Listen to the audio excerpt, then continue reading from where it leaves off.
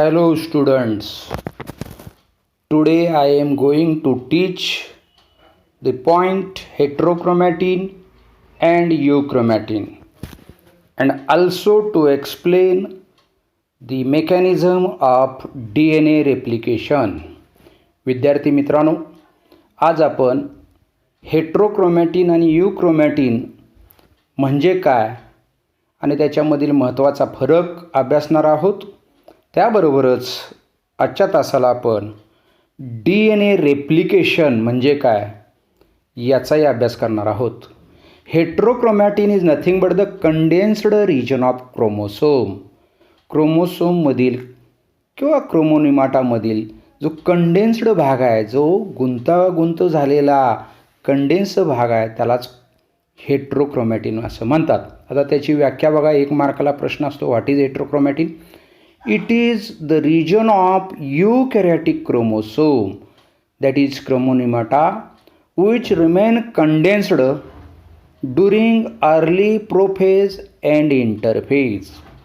Early prophase आणि इंटरफेजच्या काळामध्ये जो क्रोमोसोममधील कंडेन्स्ड रिजन आहे त्याला हेटेरोक्रोमॅटिन असं म्हणतात. आता the region is termed as heterochromatin. It means heteros means different. Here chromatin material is different and condensed form.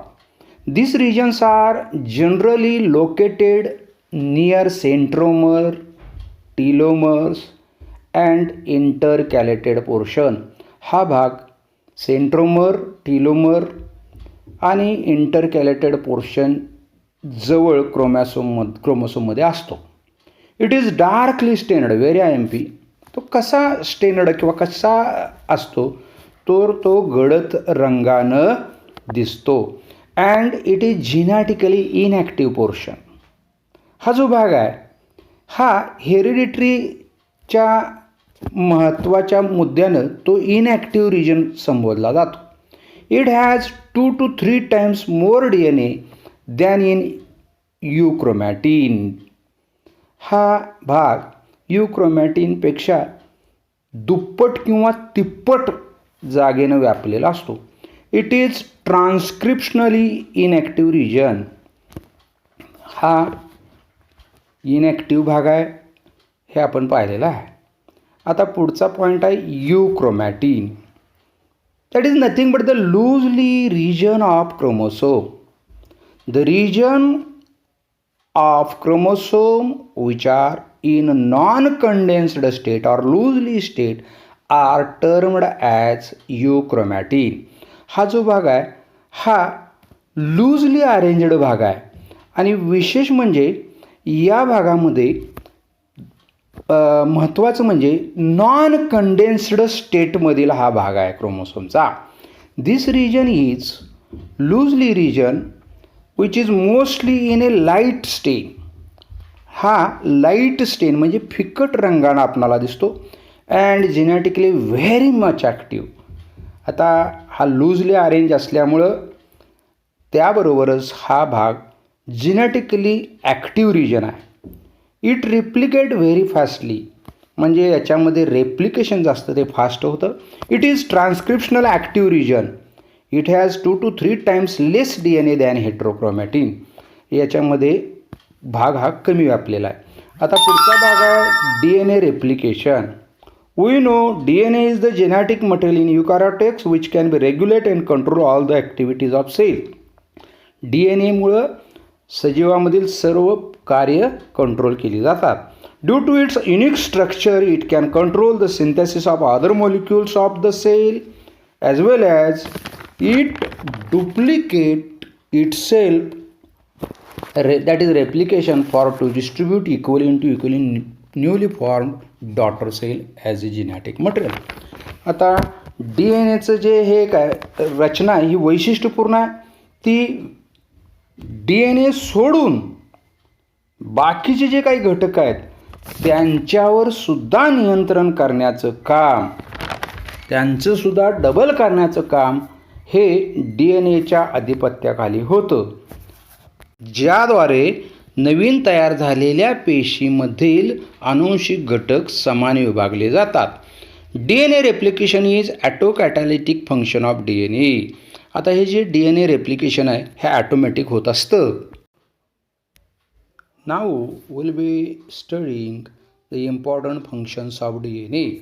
आता आपण DNAचे महत्त्वाचं कार्य काय आहे ते अभ्यासणार आहोत. First is heterocatalytic function of DNA. आता यामध्ये आपण DNA पासून DNA तयार होण्याव्यतिरिक्त DNA जे काय कार्य करतं त्याला हेट्रोकॅटॅलायटिक फंक्शन असं म्हणतात. आता बघा, when there is a synthesis of chemical molecules under the direction of DNA except the chemical in it, such function of DNA are called as heterocatalytic function. That is nothing but the functions other than itself असं म्हटलं तरी चालेल. जेव्हा DNA मधील रासायनिक घटकाव्यतिरिक्त जेव्हा DNA इतर रासायनिक घटकांचं निर्मितीचं कार्य करत असतं त्याला म्हणायचं heterocatalytic function of DNA. For example, synthesis of RNA from DNA, it is called transcription. आता तुम्हाला माहीतच आहे की जे RNA आहेत ते DNAपासूनच तयार झालेले आहेत आणि DNAपासून RNA तयार होण्याच्या प्रक्रियेलाच ट्रान्स्क्रिप्शन असं म्हणतात. दुसरं एक्झाम्पल बघा, synthesis of protein from DNA. This process is called translation. म्हणजे प्रथिनांची निर्मिती DNAपासून होते आणि या कार्याला ट्रान्सलेशन असं म्हणतात. आता ही दोन्हीही फंक्शन DNAपासून DNA तयार होण्याव्यतिरिक्त आहेत म्हणून यांना हेट्रोकॅटॅलायटिक फंक्शन असं म्हटलेलं आहे. आता दुसरा पॉईंट बघा, autocatalytic function of DNA. When DNA direct the synthesis of DNA itself, this function of DNA is called autocatalytic function of DNA. For example, replication of DNA or duplication of DNA. जेव्हा DNA स्वतःपासून स्वतःसारखे दुसरे DNA तयार करतात, हे जे कार्य आहे ह्याला ॲटोकॅटॅलायटिक function असं म्हणतात. याच्यामध्ये DNAपासून DNA तयार होण्याच्या प्रक्रियेला रेप्लिकेशन ऑफ DNA किंवा डुप्लिकेशन ऑफ DNA असंही म्हणतात. तर what is replication of DNA?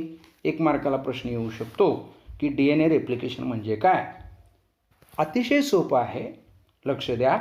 The process by which DNA duplicates itself is called DNA replication. अशी प्रक्रिया ज्यामध्ये DNAपासून दुसरा नवीन DNAच तयार होतो त्याला DNA रेप्लिकेशन असं म्हणतात. It result in to formation of 2 exact copies of similar type of DNA, that is copies of itself. यापासून नवीन तयार होणारा DNA हा मूळच्या DNA सारखा असतो आणि त्याच्यामध्ये कोणताही बदल असत नाही. It takes place inside the nucleus. ही प्रक्रिया केंद्रकाच्या आतमध्ये घडून येते.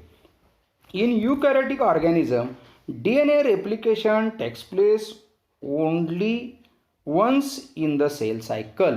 प्रत्येक पेशीच्या चक्रामधील एकाच वेळी एक DNA रेप्लिकेशन प्रक्रिया होत असते. गेल्या वर्षी आपण सेल सायकल पाहिलेलं आहे, त्यामध्ये S फेजमध्ये DNA रेप्लिकेशन होत असतं. DNA replication occur in S phase, that is phase of synthesis of interphase in the cell cycle. It is semi conservative replication or duplication. त्या प्रक्रियेला सेमी कॉन्झर्वेटिव्ह रेप्लिकेशन असंही म्हणतात. The property of DNA to form the exact copy of itself is called self-replication. By this, daughter cell have equal number of chromosomes as to their parent cell in every mitotic cell division. एका DNA पासून त्याच प्रकारचं दुसरे DNAची copy तयार होणे ह्यालाच DNA replication असं म्हणतात आणि हे प्रत्येक पेशी सायकलमध्ये एकदा घडून येतं आणि यामुळं क्रोमोसोमचा नंबर प्रत्येक पेशीमध्ये म्हणजे मूळच्या आणि नवीन तयार झालेल्या समान ठेवण्यासाठी ही प्रक्रिया अत्यंत महत्त्वाची आहे. And it takes place in every mitotic cell division. प्रत्येक एकसूत्री पेशी विभाजनावेळी हे घडून येत असतं. Now will be discussing about the mechanism of DNA replication. हा अतिशय महत्त्वाचा मुद्दा आहे. परीक्षेला 5 मार्कासाठी याच्यावर प्रश्न विचारला जातो, त्यामुळं जरा लक्ष द्या. मेकॅनिझम ऑफ DNA रेप्लिकेशन म्हणजे DNA रेप्लिकेशन कसं होतं. The model for conservative and semi-conservative replication was proposed by Watson and Crick on the basis of anti-parallel and complementary nature of strand of DNA.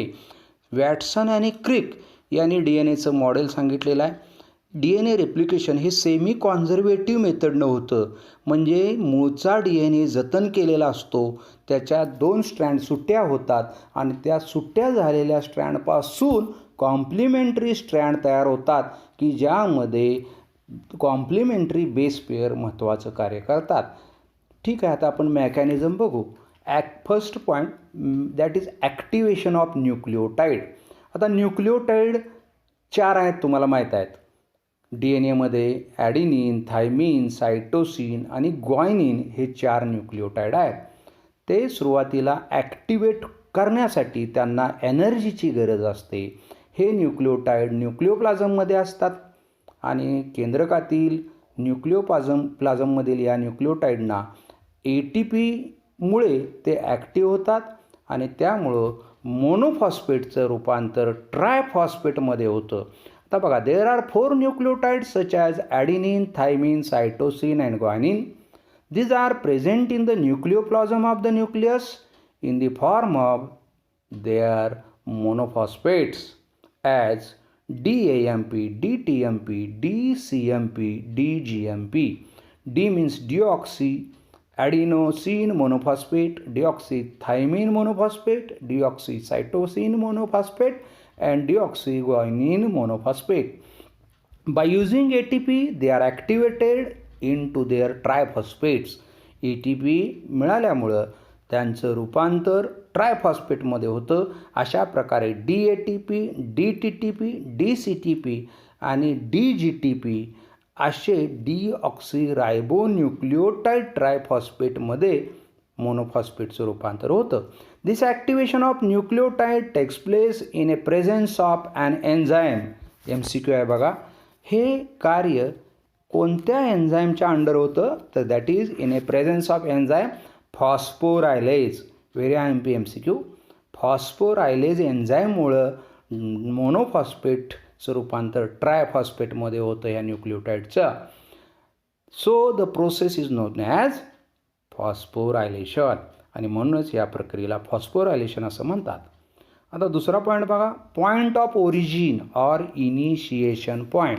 म्हणजे DNA रेप्लिकेशनची सुरुवात होणारा जो भाग आहे त्याला पॉईंट ऑफ ओरिजिन असं म्हणतात.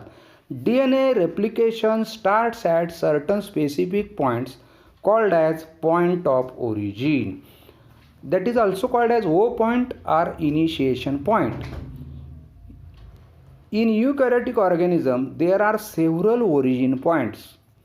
आता eukaryotic organismमध्ये अनेक ठिकाणी एकाच वेळी DNA रेप्लिकेशन होत असतं. The unit of DNA in which replication takes place is called replicon. आता त्यामध्ये बघा, in prokaryotes there are only one replicon. ज्या ठिकाणी DNAचं रेप्लिकेशन होतं त्याला रेप्लिकॉन म्हणतात. प्रोकॅरियोटिकमध्ये हा एकच असतो. while in eukaryotics there are several replicons. युकॅरियोटिक ऑर्गॅनिझममध्ये अनेक ठिकाणी ही प्रक्रिया एकाच वेळी चालू असते. The process of replication terminate at point T आणि ही प्रक्रिया T पॉईंटला थांबते. DNA is split by the activity of initiator protein at the O point by formation of an incision or nick. आता हे DNAचं स्प्लिटिंग किंवा वेगळं होणं 2 DNA स्ट्रँड हे ज्या पॉईंटला होतं त्या पॉईंटला O पॉईंट असं म्हणतात आणि ते एका प्रोटीनमुळं होत असतं. ते प्रोटीन म्हणजे एन्झाईम्स आहेत आणि त्या एन्झाईमचं नाव आहे इंडोन्यूक्लिएज. These proteins, that is enzyme endonuclease, start breaking of hydrogen bonds between the two strands of DNA called unzipping. दोन DNA मधील ब्रेक होतात स्ट्रँड, त्याला अनझिपिंग असं म्हणतात. MCQ. The nick occur at phosphodiester bond of DNA. आणि जी काही निक किंवा V shape तयार होतो तो फॉस्फोडायस्टर बॉन्ड या ठिकाणी DNAच्या तयार होत असतो. Thank you. Good bye. See you tomorrow.